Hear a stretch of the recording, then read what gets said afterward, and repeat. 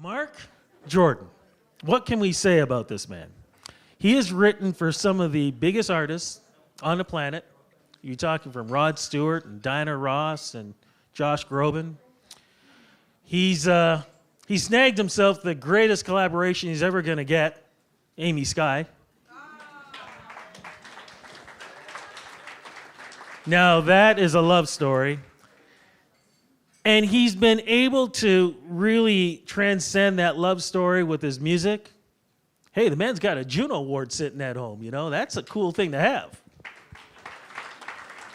He's been able to connect with so many people around the world with his music, and now he's been able to do it with his art. We're going to have a sit-down chat with him. We're going to learn everything about how this man has done what he's done for over 35 years.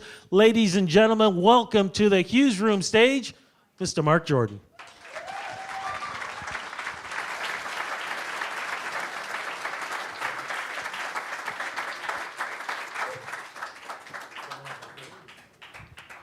Can I sit? Or you're sitting? Yeah, we're sitting. Oh, okay. We're gonna sit. I gotta explain.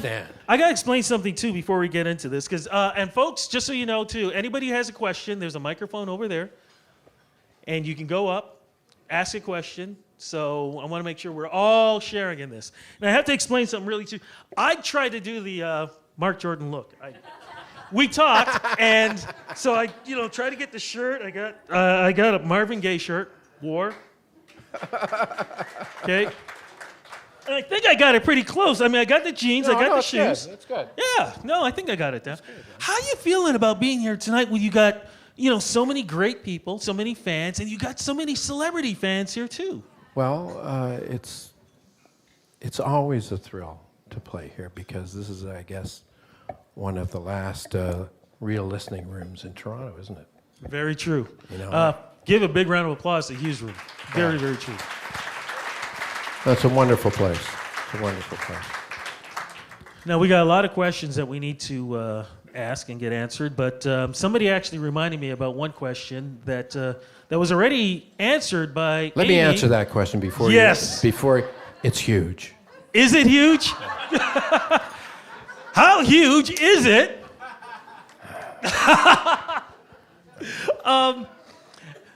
We talked about your music spanning over 35 years. Did you ever think that you would have the type of career that you've been able to have as a songwriter, as a performer, and again, connecting with so many fans around the world? I got to be honest. I took it for granted at the beginning, and I try. My daughter now, Zoe Sky Jordan, is doing music, and I try to impress upon her not to take it for granted when people come and listen to what you do, because who knows where it'll go. And I when I got my deal in California, I thought, oh well, that's cool, but that's just part of it. But it's not. And you have to, you really have to look at your blessings in life, and you have to. You have to feel and experience what is happening to you in the moment, and be grateful for it. But what was the? Please, right ahead. But what was the attraction for music? I mean, we all want to be singers. I mean, how many shower singers are out there here? There's a lot of them, but there's only a few of us can do what this man can do. Well, my dad was a singer.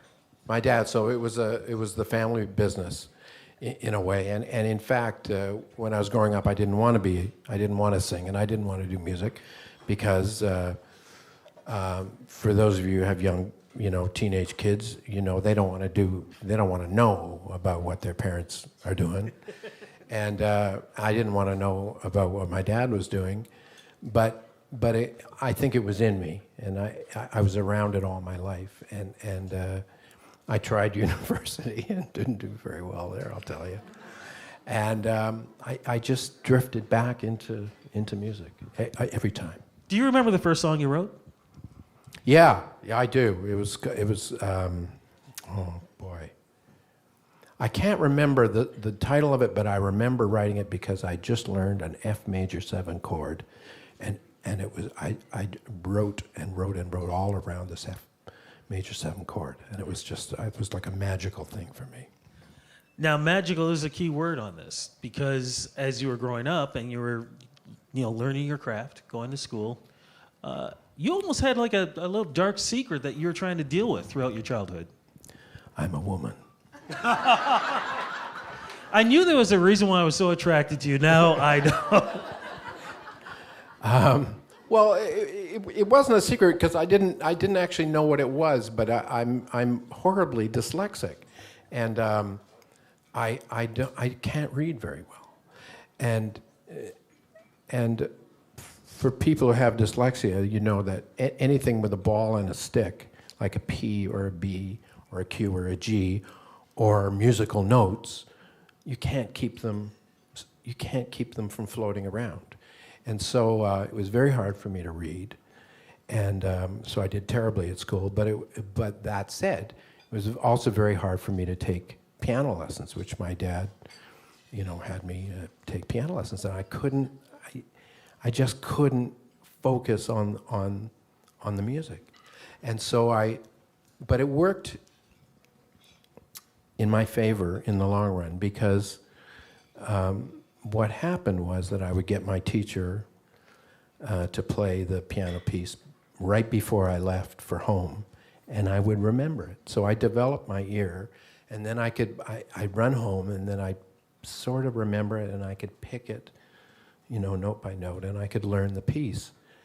And until I was busted eventually, and he realized that I couldn't read music at all. But I did develop an ear. So in the 60s, that's really all you needed, because everybody was making it up as they went along anyway. So yeah, something that we talked about before.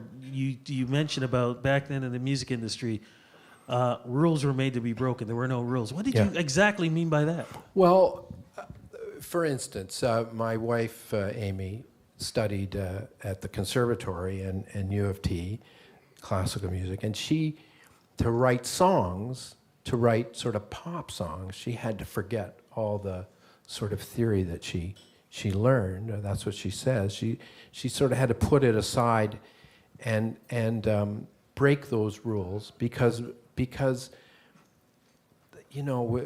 folk music and blues, and it was developed by people who didn't study music, and they just did what came out, and so they made their own rules up as they went along, and that's very different than the sort of European model of music. Now I want to check again if anybody has any questions. Come on. Please, there's a question right there. Yeah. Please just give us your first name and ask away. Oh, you're going to come up this way? You know what? Why don't you come up this way? Hold on. Yeah, come up on the stage. Why not? Come on up. Yeah, come on up. Why not? Give a big round of applause, everybody. Yeah, but I figure you're close enough, so I'm sorry. Your name is? My question is, do you remember in 1969 when I was playing a little French restaurant on Avenue Road called Auberge Garage? And I was there as a folk singer, blah, blah, blah. And Marc lived in the area, so he would come in sometimes with his guitar. And I'd say, oh, do you want to play some classical pieces or something? And sometimes he would offer. And it was great. And then I only had to do 2 sets instead of 3. Anyway, I just wondered if you remember. I do remember that. And then Dan Hill and I used to play, not together, but Dan Hill. That was a wonderful little club too, wasn't it? Yeah. Auberge. It was, what's it called now? Boca or Boch? It's on Avenue Road anyway. Yeah. And it was a wonderful little club. Yeah. Beautiful. You also had to make a trip down to the U.S. because you had a deal down there. Yeah. How did you get the deal, and what was that like moving back to the States? Well, I used to do. CBC had a policy where they would take up and coming sort of folk singers, I guess is what I was, and. Well, hold on, I got to interrupt you. Did you consider yourself a folk singer?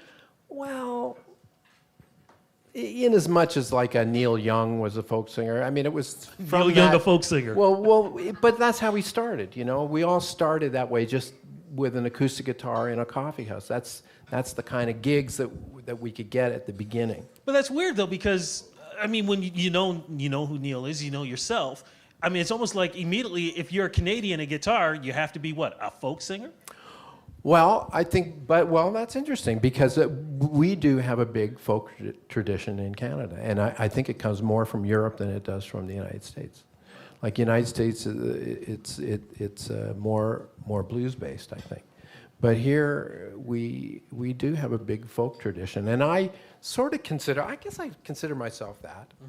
But then so the CBC used to take us in to a studio called 4S on at the corner of Avenue Road and Marlborough, which is now a Staples. And they used to take us in there, and they would get the best session guys in Toronto, and they would make recordings that they would play in all the regional CBC stations. And I took those, and they were pretty good, you know. So I took those recordings, and my manager took them down the States, and that's how I got a deal with Warner Brothers. With all the artists that you've Your tax dollars at work. All the artists that you've worked with and written with, Rod Stewart, Yeah. one of the biggest. Yeah. This is really interesting. You've never met the man, and the man you worked with him. That's crazy. Well, no, I've never met him. I've talked to him on the phone, but I know I've never met him. I also wrote a song with Diana Ross on the phone, and never met her. Chris Ward's met her, right, Chris? Yeah, you worked with her. She's a lovely woman. But this was funny. They said, okay, so you gotta.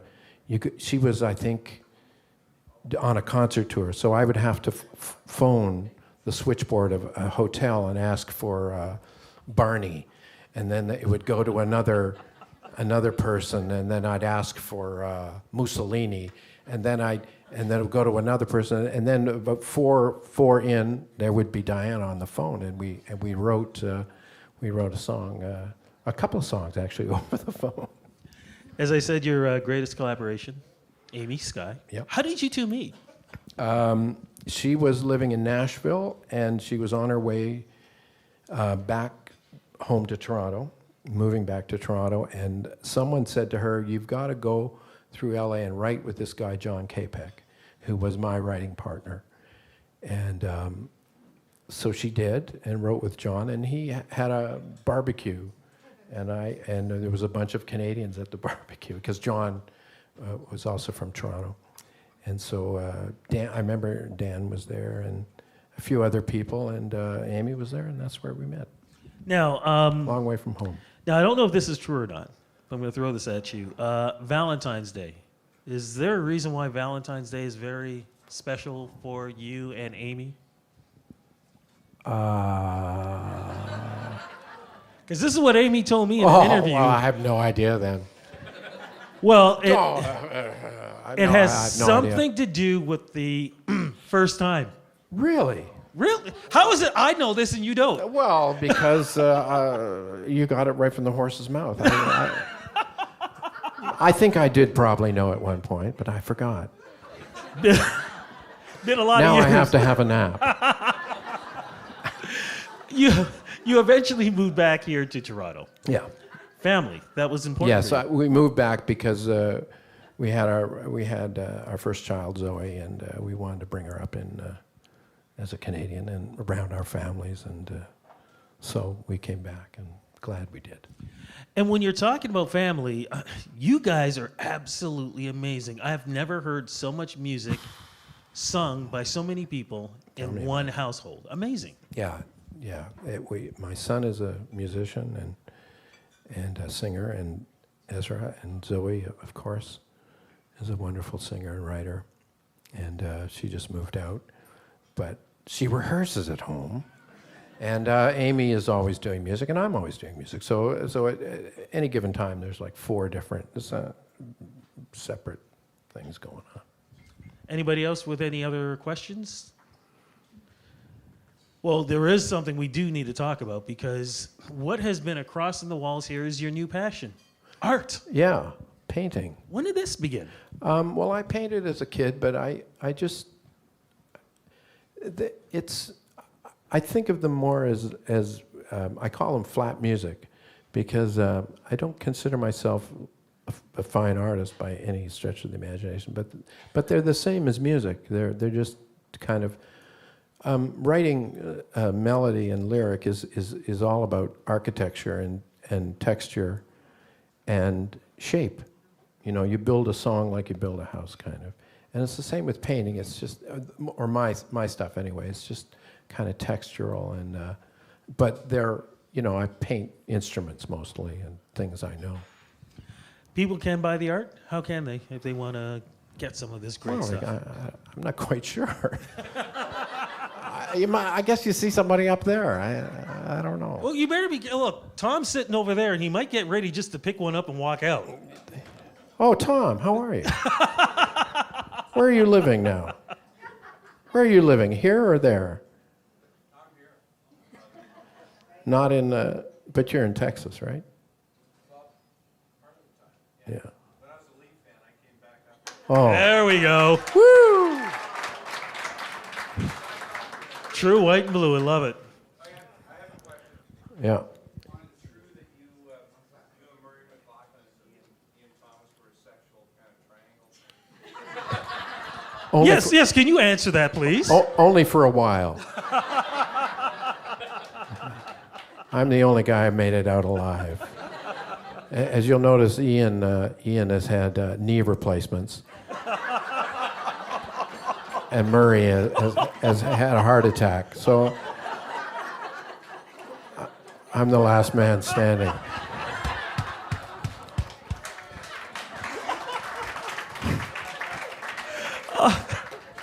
I don't even know if I can keep going with this. As we're wrapping this up, wait. I'm sorry, I have a question. Oh, I can't wait to hear this one. I don't need the mic, actually, but Mark, I just want to ask, because I saw that painting. Where's that voice coming from? It's Vicky Van Oh, Dyke. it's Vicky. Thank I thought you. I was listening to the radio. Did you or not something. tell? No, I thought, yeah. Shut up. This is important, because I saw that painting on Facebook, and I told you I want it. I don't have that much money, but I'm looking at your art, and there's one painting back there that's this sort of surreal, kind of ethereal landscape, and then Yeah. there's all this expressionism stuff that I don't quite get. I don't know. That I get. So where'd that one come from, and are you going to do more of those? I'm That's going my to art. try. I'm going to try. Is that something new They're and hard. different for you? Yeah, they're hard to do. Why? Because they're, you can see what it is. The other is so you can judge it, but you can't judge these because you don't know what the fuck they are. Exactly. Thank you. And if I can have half price, that one's mine. Thank Yeah. you so much. I love you. Okay, bye-bye. you're on. My friend, I think we're just about ready to get back into some Okay. music. Are you guys ready for some more music? All right. What are you going to perform next? I'm going to go to the piano and play Rhythm of My Heart because I have to play that at every concert of people. I got to tell you something, my friend. This was such an honor to sit here and do this with you. Ladies and gentlemen, the Thank one you, and Ray. only Marc Jordan. Love you, man.